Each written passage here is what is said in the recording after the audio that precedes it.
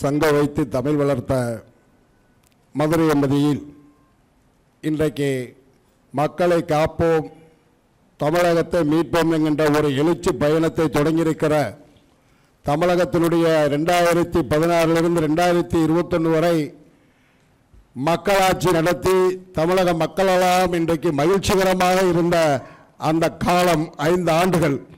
ஆனால் இன்றைக்கு 5 ஆண்டுகள் இன்றைக்கு தமிழக மக்கள், விவசாயிகள், ஒட்டுமொத்த மக்களும் இன்றைக்கு இரத்த கண்ணீர் வடிக்கிற ஒரு அவல நிலை.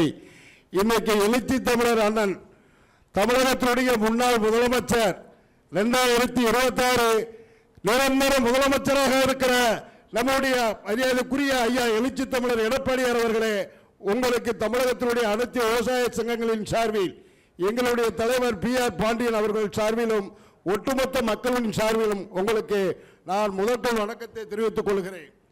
இன்றைக்கு நடைபெறுகிற இந்த எழுச்சி பயணத்தின் மூலமாக இன்றைக்கு நாட்டுக்கு பல்வேறு வகையிலே வளர்ச்சி பெறுகின்ற பல்வேறு கருத்துக்களை எல்லாம் ஒரு கருத்து ஆராய்வு நடத்தி இந்த பயணத்திலும் இன்றைக்கு எங்களெல்லாம் விவசாயிகளை இன்றைக்கு அழைத்திருக்கிற இந்த இனிய நிகழ்வில் எங்களுடைய இந்த நிகழ்வுகளெல்லாம் நடத்துவதற்கு எங்களை அழைத்திருக்கிற முப்பரத்துறையுடைய முன்னாள் அமைச்சர் மரியாதைக்குரிய அண்ணன், மதுரை மேற்கு மாவட்ட கழகத்தினுடைய செயலாளர், தமிழகத்தினுடைய எதிர்க்கட்சியினுடைய துணைத் தலைவர் மரியாதைக்குரிய அண்ணன் RPR அவர்களே, இந்த நிகழ்வை சிறப்பாக நடத்துவதற்கு தொடர்ந்து மும்மூர்த்திகளாக இருந்து இந்த இயக்கத்தையும் இந்த மக்களையும் நல்வழிப்படுத்தி வருகிற இந்த மதுரை மாநகரத்தினுடைய மாநகர கழகத்தினுடைய செயலாளரும் முன்னாள் கூட்டுறவுத்துறையுடைய அமைச்சரும் மரியாதைக்குரிய அண்ணன் செல்லூரார் அவர்களே, இந்த நிகழ்விலே கலந்து கொண்டிருக்கிற கிழக்கு மாவட்ட கழகத்தினுடைய செயலாளரும் திருப்பரங்குன்றம் சட்டப்பேரவை உறுப்பினர் முன்னாள் மேயர் மரியாதைக்குரிய அண்ணன் ராஜன் செல்லப்பா அவர்களே, இந்த நிகழ்விலே கலந்து கொண்டிருக்கிற பல்வேறு மாவட்டங்களிலிருந்து வருகின்றிருக்கிற முன்னாள் அமைச்சர் பெருமக்களை, சட்டமன்ற உறுப்பினர்களே, உங்கள் அத்தனை பேருக்கு நான் முதற்க நன்றியை உறுத்தாக்க விரும்புகிறேன். இன்றைக்கு தமிழகத்திலே 8 கோடி தமிழர்களுக்கு உணவு படைக்கிற ஒரு அற்புதமான காரியத்தை செய்யக்கூடிய வேளாண் பெருமக்கள் இன்றைக்கு இந்த 5 ஆண்டுகளும் இன்றைக்கு ஆட்சி நடத்தி கொண்டிருக்கிற மக்கள் விரோத சர்க்கார் இன்றைக்கு விவசாயிகளை பல்வேறு வகையிலே சொல்லாத துயரத்துக்கு தள்ளப்பட்டு ஆட்சிக்கு வருவதற்கு முன்னாக 2021 நாங்கள் விவசாயிகளுக்கு வந்தால் கட்டாய விலையை கொடுத்து விவசாயிகளை காப்போம், தனி பட்ஜெட்டை அறிவிப்போம், விவசாயிகளை நாங்கள் பாதுகாப்போம் என்று சொன்னார்கள். வெறும் அறிவிப்பாக கொடுத்து காகித பட்ஜெட்டாக ஆண்டுக்கு ஒரு முறை என்னையும் அழைத்து அந்த பட்ஜெட் அறிக்கைகளை சேர்த்தார்கள். பல்வேறு கோரிக்கைகளை வைத்து திருநெல்வேலியில் இந்த ஆண்டு இறுதியாக இந்த ஆட்சி முடிய போகிறது. நான் அங்கே பேசினேன். நேரு அவர்களுடைய தலைமையில் சபாநாயகர் ஒரு 30 IAS அதிகாரிகள், 13 ஆட்சித் தலைவர்கள் இருந்தார்கள். இன்றைக்கு இந்த ஆட்சி வந்ததிலிருந்து இதுவரைக்கும் வேளாண் பெருமக்கள் சொல்லாத துயரத்துக்கு ஆளாக்கப்பட்டிருக்கிறோம். மூத்த அமைச்சர் நேரு அவர்களை நான் உங்களை கேட்கிறேன், இந்த பட்ஜெட்டில் கொடுக்கப்பட்டிருக்கிற இந்த கோரிக்கைகளை எங்களை கருத்து கேட்கிறீர்களே தவிர அது ஏதோ அறிவிப்பு வந்திருக்கிறதா இல்லை என்று கடுமையாக மேடையிலே தலைமைச் செயலாளரை என்னை தடுத்து இதெல்லாம் அது கொஞ்சம் மென்மையாக பேசுங்க என்று சொன்னார்கள்.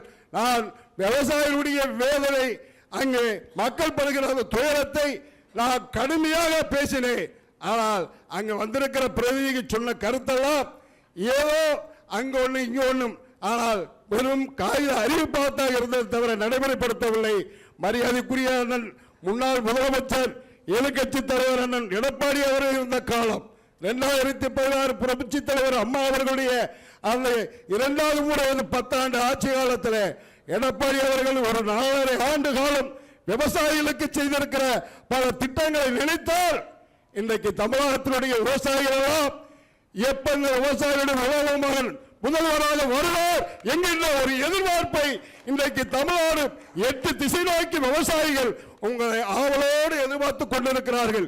மரியாதைக்குரிய நம்முடைய முன்னாள் முதல்வர்கள் 2000 கோடி ரூபாயை விவசாயிகளுக்கு அவர்கள் நாட்டுக்கு உழைத்துக் கொண்டிருக்கிறார்கள். விவசாயிகள் இல்லை என்றால் நாட்டில் அத்தனை உயிரினங்களும் வாழ முடியாது.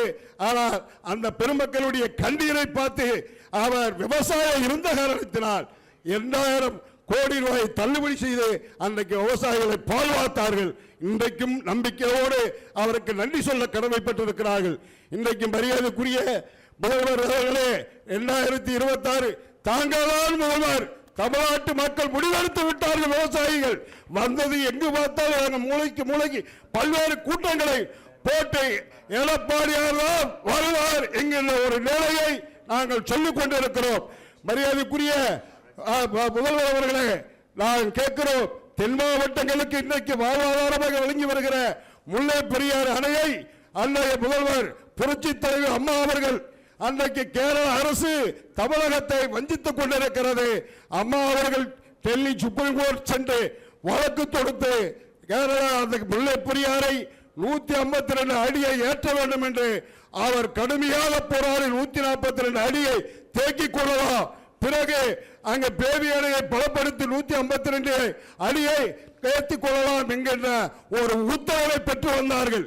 அம்மா கொண்டு வந்த அந்த உத்தரவுக்கு பிறகு 5 ஆண்டு காலம் தொடர்ந்து முல்லை பெரியாறில் எந்த பிரச்சனையும் இல்லை. ஆனால் சண்டாளர்கள் வந்தார்கள்.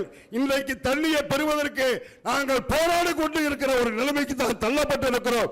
மரியாதைக்குரிய நம்முடைய முன்னாள் அமைச்சர் அண்ணன் ஆர்.பி. உதயகுமார் அவர்களும், மரியாதைக்குரிய நம்முடைய அண்ணன் முன்னாள் அமைச்சர் செல்லூராஜ் அவர்களும், மரியாதைக்குரிய சட்டமன்ற உறுப்பினர் செல்லப்பா அவர்களும் தொடர்ந்து போராடிதான் இந்த 5 ஆண்டுகள் நாங்கள் தண்ணியை பெறுகின்ற ஒரு நிலைமை வந்திருக்கிறது. மரியாதைக்குரிய நம்மளுடைய எடப்பாடி அவர்கள் கேட்டுக்கிறோம், நாங்கள் மெமரண்டமா கொடுக்கிறோம், அந்த கோரிக்கையை ஏற்றுக்கொள்ளுமாறு கேட்டுக்கொள்ளப்படுவது. நன்றி, வணக்கம்.